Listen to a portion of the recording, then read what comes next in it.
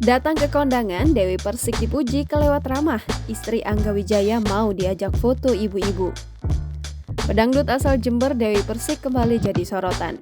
Bukan perihal soal perceraiannya dengan Angga Wijaya, Dewi Persik kini justru tengah dipuji. Ya, mantan istri Saipul Jamil ini dipuji oleh warganet saat sedang datang ke acara kondangan.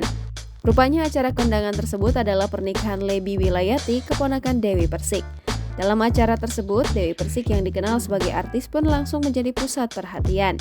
Bahkan, istri Angga Wijaya ini langsung diserbu ibu-ibu untuk diajak foto bersama. Siapa sangka, sikap Dewi Persik pun langsung jadi sorotan.